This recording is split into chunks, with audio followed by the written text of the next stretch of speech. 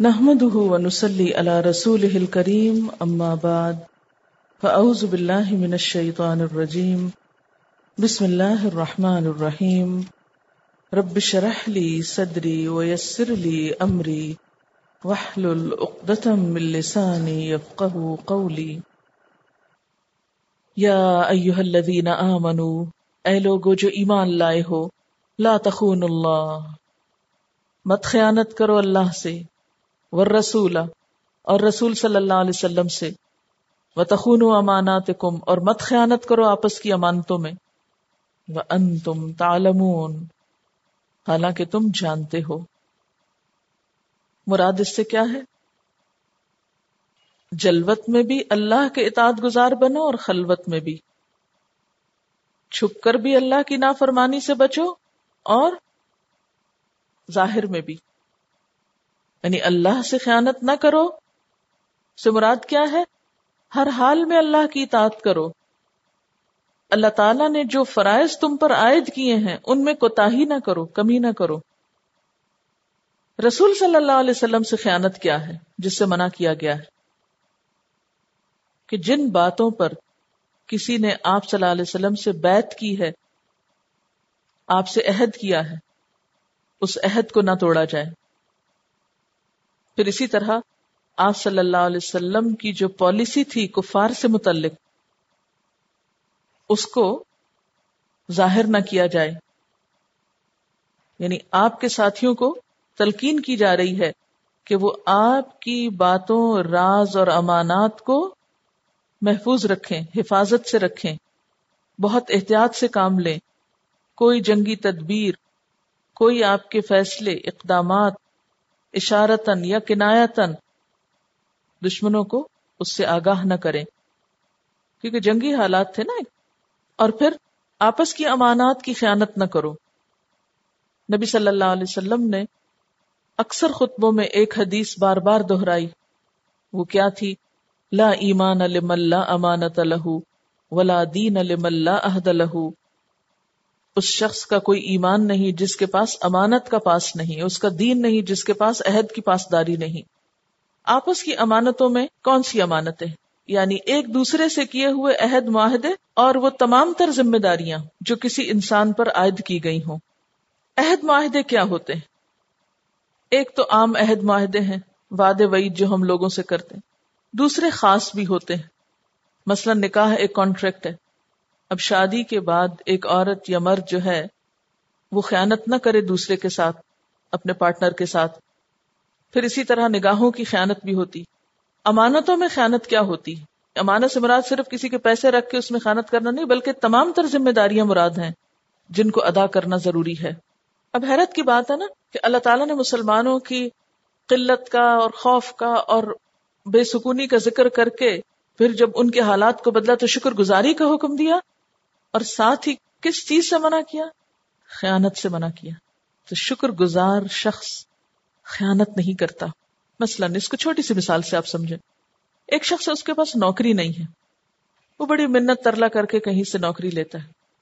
اب مالک جس نے اس کو نوکری دے اسی کے گھر میں چوری شروع کر دے تو یہ شکر گزاری تو نہ ہوئی نا۔ کسی سے سفارش کرواتا ہے، اب جس سے سفارش کرائی اسی کے خلاف کوئی محاذ آرائی شروع کر دے تو یہ سب چیزیں خیانت میں شامل ہوتی ہیں۔ جو لوگ جس طرح بھی کام کرتے ہیں ان کو جو بھی کوئی ذمہ داری سپرد کی جاتی اس کو پوری طرح نبھائیں، اور اس میں سستی، کاہلی اور عدم دلچسپی کا مظاہرہ نہ کریں۔ وہ پیچھے بات گزری نا کہ اگر ان میں خیر ہوتا تو اللہ تعالیٰ ان کو سنوا دیتا، یعنی کوئی بھی انسٹرکشن جو دی جائے اس کو سنجیدگی سے لیا جائے، اس کو سنا جائے اور اس کو 100% فالو کرنے کی کوشش کی جائے۔ اگر ایسا نہ کیا جائے تو کوئی بھی کام جو ہے وہ اپنی بہترین تکمیل تک نہیں پہنچ سکتا۔ اب بات یہ ہے کہ کچھ چیزیں انسان کی امانتوں کی ادائیگی میں رکاوٹ ہوتی ہیں، اور وہ کیا ہے؟ وَاعْلَمُوا أَنَّمَا أَمْوَالُكُمْ وَأَوْلَادُكُمْ فِتْنَةٌ، جان لو کہ تمہارے مال اور تمہاری اولادیں فتنہ ہیں۔ وَأَنَّ اللَّهَ عِندَهُ أَجْرٌ عَظِيمٌ، اور بے شک اللہ تعالی اس کے پاس اجر عظیم ہے۔ مال فتنہ ہے، اس کے بارے میں حضرت عمرو بن عوف سے روایت ہے جو بنی عامر کے حلیف تھے، آپ صلی اللہ علیہ وسلم نے فرمایا، اللہ کی قسم میں تمہارے محتاج ہونے سے نہیں ڈرتا، بلکہ میں تو اس بات سے ڈرتا ہوں کہ دنیا تم پر کشادہ کر دی جائے، یعنی خوب عام ہو جائے مال و دولت، جیسے تم سے پہلے لوگوں پر کشادہ کی گئی تھی، پھر تم اس میں ایک دوسرے سے آگے بڑھنے کی کوشش کرنے لگ جاؤ تو وہ تمہیں اس طرح ہلاک کر دے جیسے تم سے پہلے لوگوں کو ہلاک کیا تھا۔ یعنی مال و دولت کی کثرت ہلاکت کا سبب زیادہ ہے بنسبت فقر و فاقہ کے۔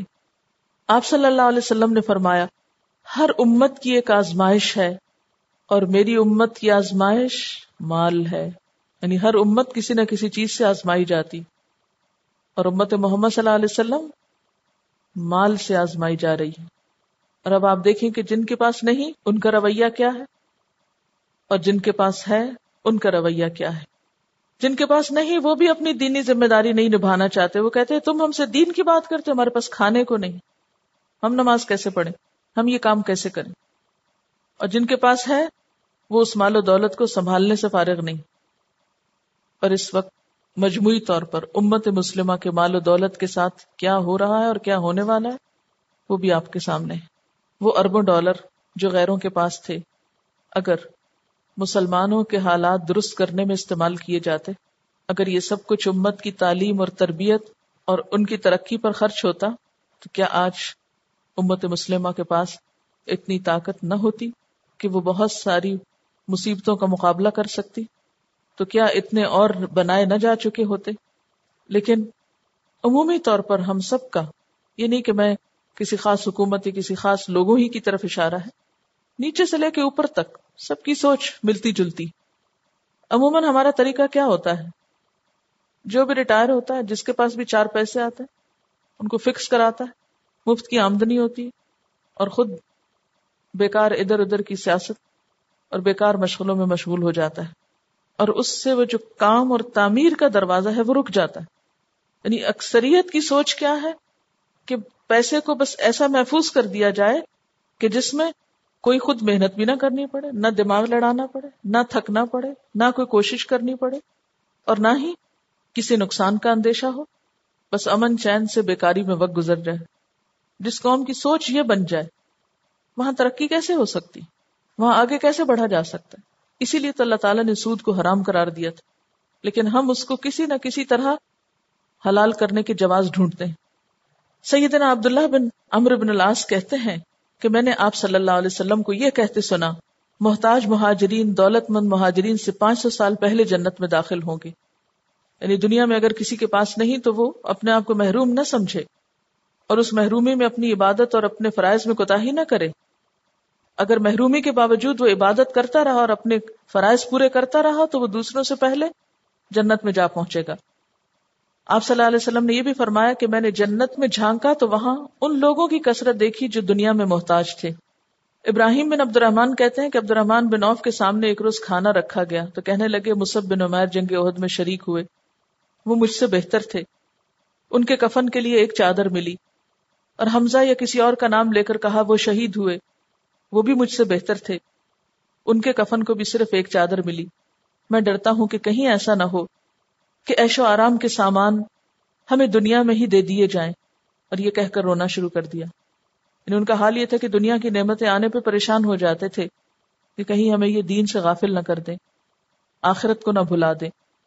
کیونکہ دنیا کی کثرت کا عموماً نقصان کیا ہوتا ہے کہ انسان سمجھتا ہے کہ رب مجھ سے راضی ہے، جو میں کر رہا ہوں بالکل ٹھیک ہے، نہ اپنی غلطیاں نظر آتی اور نہ اپنی کوتاہیوں پر نظر ہوتی، اور سوچ کا دھارا کچھ اور ہی ہو جاتا ہے۔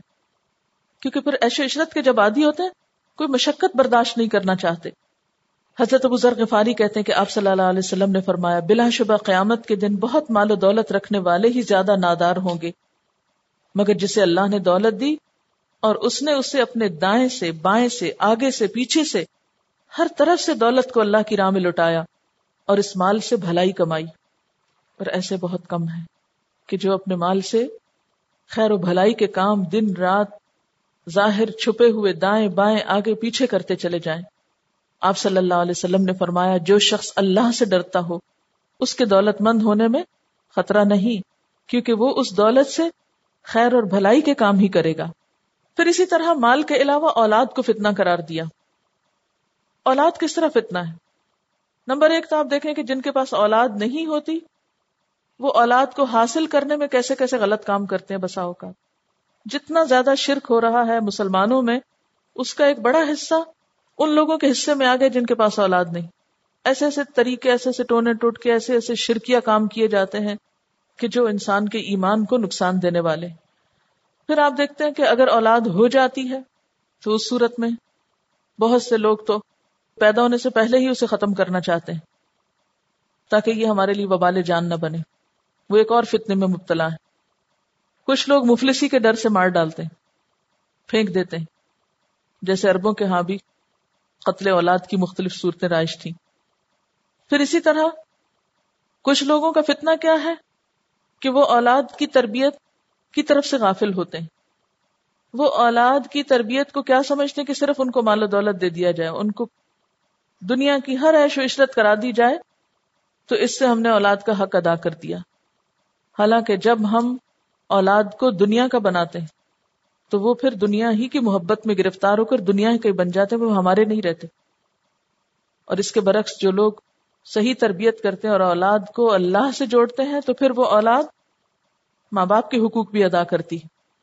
پھر اسی طرح اولاد آزمائش اس وقت بھی بنتی ہے جب اولاد کی آرزوؤں کی تکمیل کا وقت آتا ہے، جب ان کی شادی وغیرہ کا وقت آتا ہے. بہت سے لوگ میں نے دیکھا ہے کہ اپنی ذاتی زندگی میں بہت نیک ہوں گے، بہت اچھے کام کرتے ہوں گے، اپنے سارے فرائض پورے کرتے ہوں گے، لیکن جب شادی کا موقع آتا ہے تو اگلے پچھلے سب اللہ کی حدود توڑ کے رکھ دیں گے. کیا کریں، مجبور ہیں، بچوں کی خوشی ہے.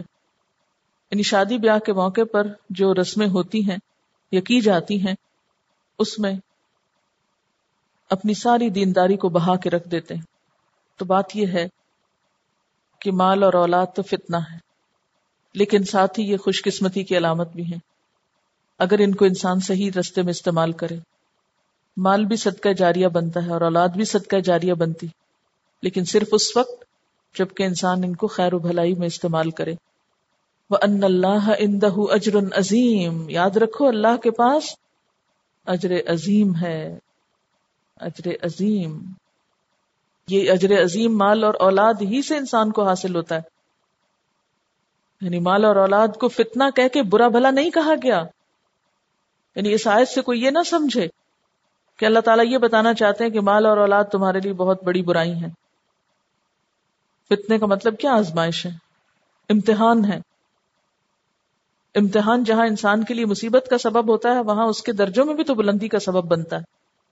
مال اور اولاد اگر ایک طرف پریشانی کا سبب ہے تو دوسری طرف اجر عظیم کا سبب بھی ہے.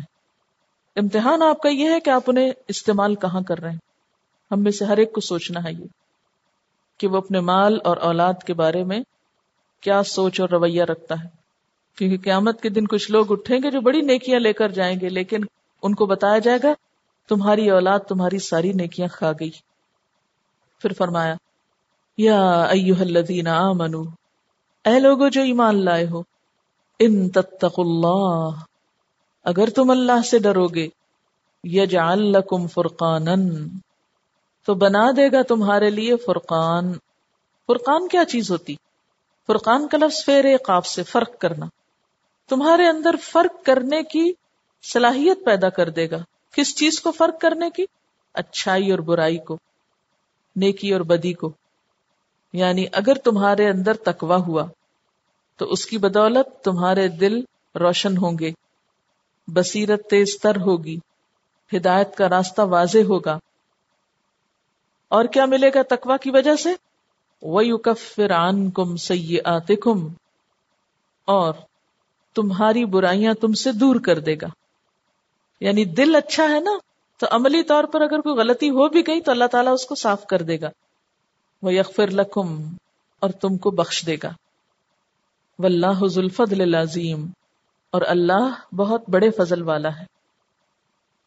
سورۃ الحدید میں بھی آتا ہے یا ایھا الذین آمنوا اتقوا اللہ وآمنوا برسولہ یؤتکم کفلین من رحمتہ، اے لوگو جو ایمان لائے ہو اللہ سے ڈرو اور اس کے رسول پر ایمان لاؤ تو تم کو اپنی رحمت کا دوہرا حصہ دے گا.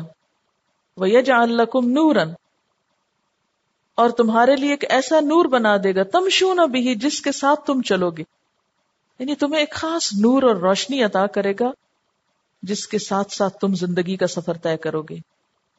وَيَغْفِرْ لَكُمْ، اور اللہ تم کو بخش دے گا. واللہ غفور الرحیم، وہ تو ہے ہی بخشنے والا مہربان. تو اس سے کیا پتا چلتا ہے؟ یعنی یہاں کہا گیا نا فرقانن، اور سورۃ الحدید کی آیت نمبر 28 میں کیا کہا گیا؟ یجعل لکم نورا تمشون بہ، اور وہاں بھی ویغفر لکم آتا ہے. لیکن یہ سب کب ملتا ہے انسان کو؟ یہ نور کب نصیب ہوتا ہے؟ یہ فرقان کب حاصل ہوتا ہے؟ اب دیکھیے کہ آپ ہر وقت ایک ایسی کیفیت میں نہیں رہتے کہ یہ کروں کہ نہ کروں، یہ ٹھیک ہے کہ نہیں، یہ صحیح ہے کہ نہیں، مجھے کیا کرنا چاہیے. آپ ڈیسیژن نہیں لے پاتے. کس شخص کے لیے یہ ڈیسیژنز آسان ہو جاتے ہیں؟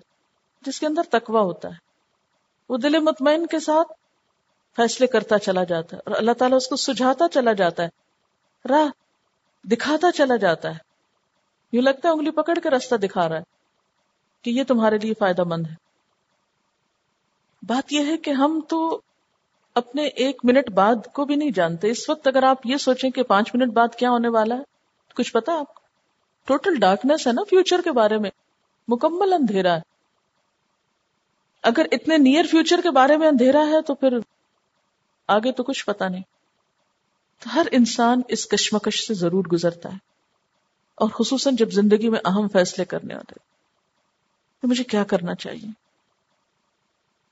کبھی انسان پر امید ہوتا ہے اور کبھی دوسرے لمحے وہ ایک ڈیپ ڈپریشن میں چلا جاتا ہے.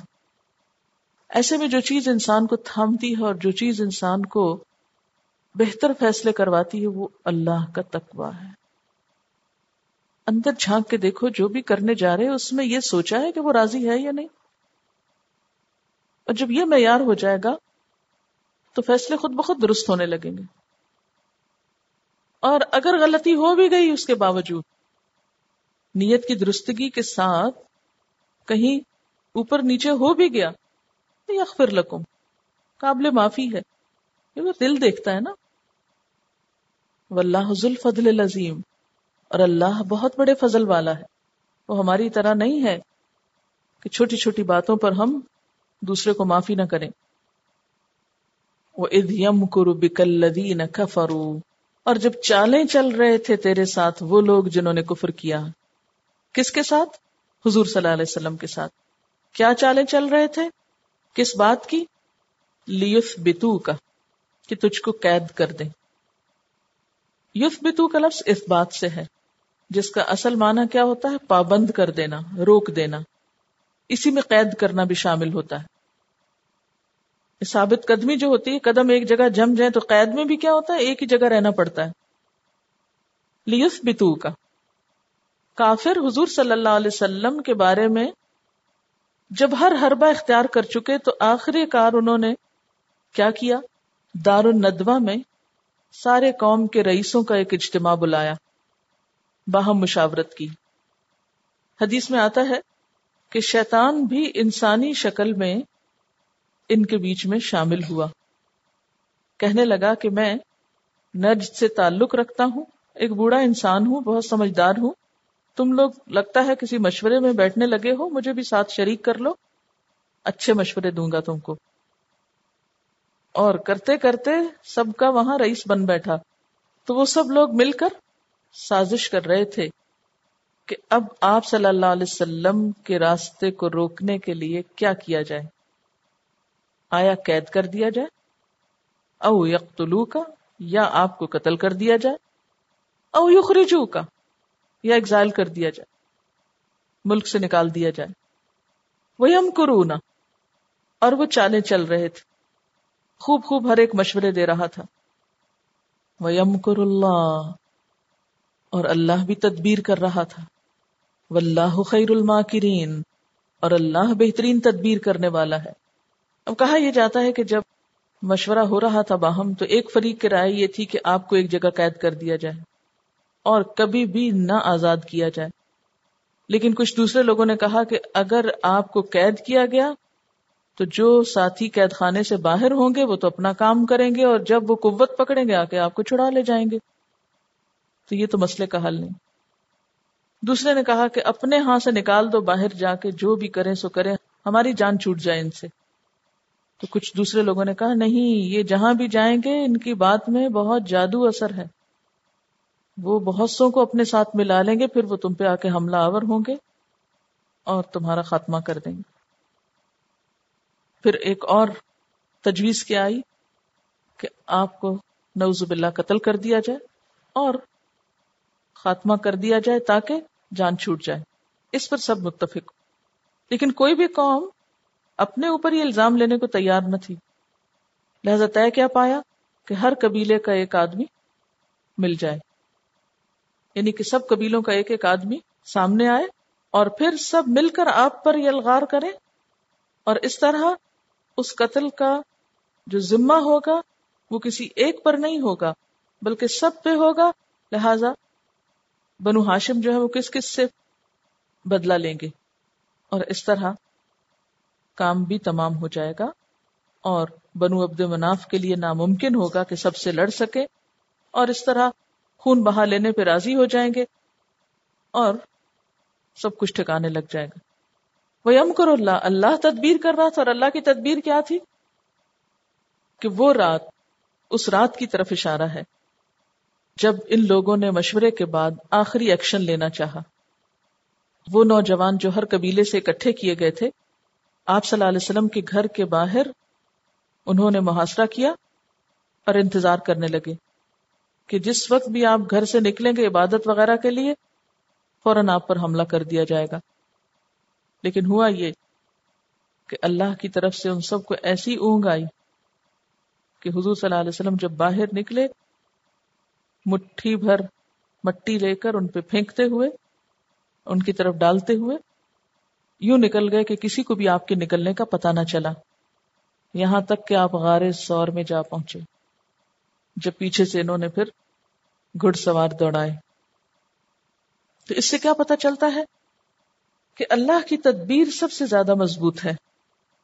دین کے راستے میں جب کوئی شخص نکلتا ہے تو اس کو مکمل بھروسہ اللہ کی ذات پر کرنا چاہیے، اور پھر وہ ایسے ایسے اسباب پیدا کرتا ہے انسان کی حفاظت کے اور اس پیغام کو آگے بڑھانے کے کہ جو انسانی عقلیں سوچ بھی نہیں سکتی.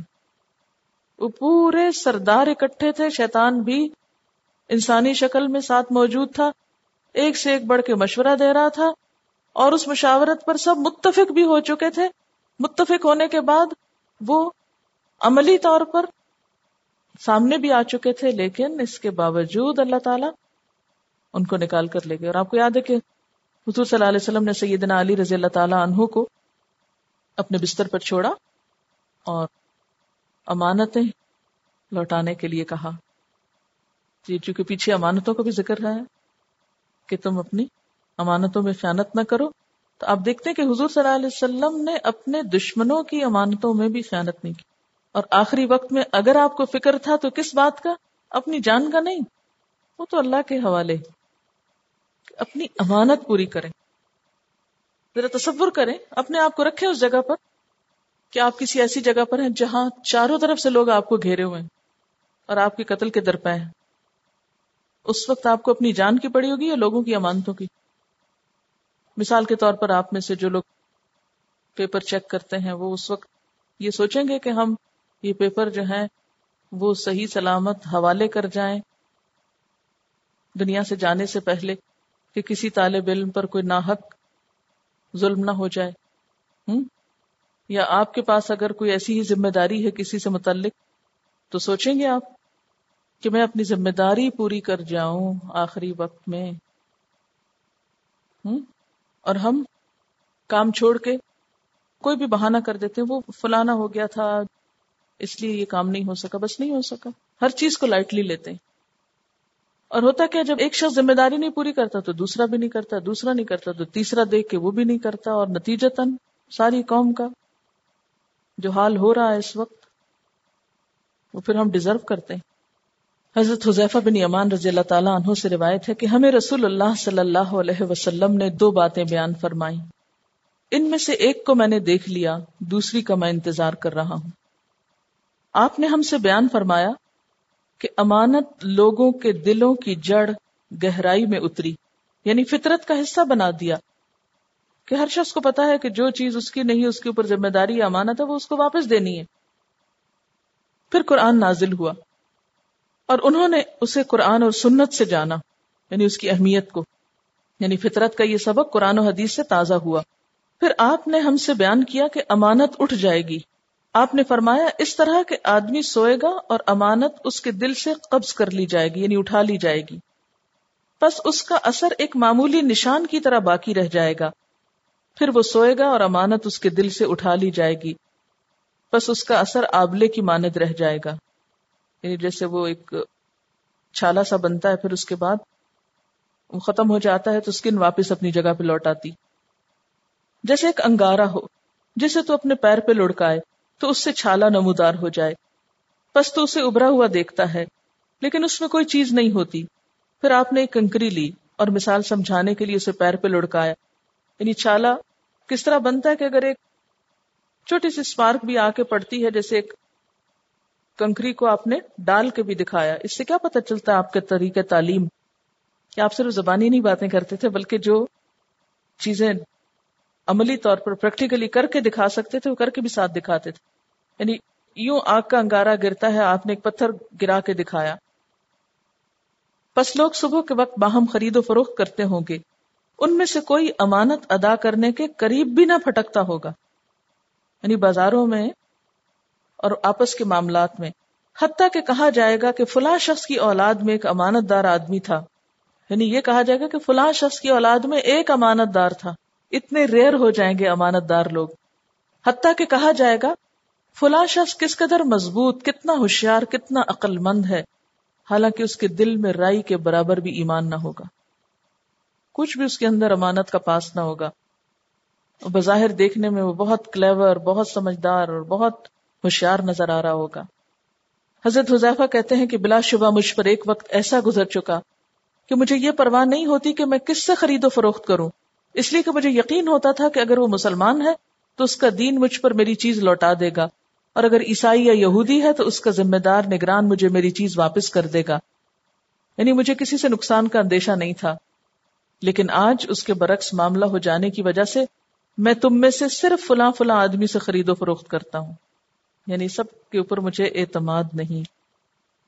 یہ ہماری ایک بہت بڑی کمزوری ہے، بہت بڑا مسئلہ ہے کہ ہم ذمہ داریاں تو خوشی سے آگے بڑھ کے قبول کر لیتے ہیں لیکن ان کو وقت پر ادا نہیں کرتے۔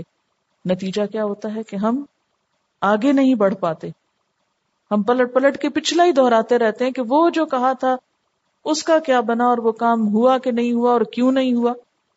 تو اس لیے ہم میں سے ہر شخص اپنی عادت بنائے کہ جو کام کسی سے لے، خواہ وہ ایک چھوٹے سے کاغذ کا پرزہ ہی کیوں نہ ہو، تو واپس اس تک لوٹائے، خصوصاً اجتماعی معاملات میں۔ بعض اوقات ہم کسی کا پین لیا، لے کے چل دیے، کیا ہے پین نہیں ہے نا، کیا وہ ضروری ہے کہ واپس کریں اس کو، اور دوسرا ہاتھ پہ ہاتھ دھرا بیٹھا ہے۔ یعنی اب مثال کے طور پہ ہو سکتا ہے کہ ایک شخص اپنے پین کے سوا دوسرے سے لکھ نہ سکتا، تو ہم بسا اوقات دوسرے کی چھوٹی چھوٹی چیزوں کے بارے میں یہ سوچ کر کہ اس کی کیا قیمت ہے، اس کی کیا حیثیت ہے، اگر میرے پاس رہ بھی گئی تو لوٹانے کی کیا ضرورت ہے، وہ اور لے لے گا۔ تو دوسرے کو اور لینے میں کتنا وقت، یعنی ہو سکتا ہے کہ آپ کے نزدیک وقت کی کوئی اہمیت نہ ہو کہ آپ چھوٹی چھوٹی چیزوں کے پیچھے بھاگتے رہیں، لیکن کسی دوسرے کا ایک ایک منٹ بہت قیمتی ہو۔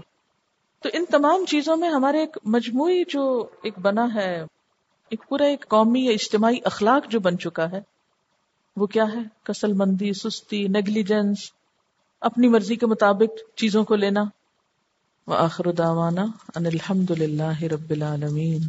سبحانک اللہم وبحمدک نشہد ان لا الہ الا انت نستغفرک ونتوب الیک۔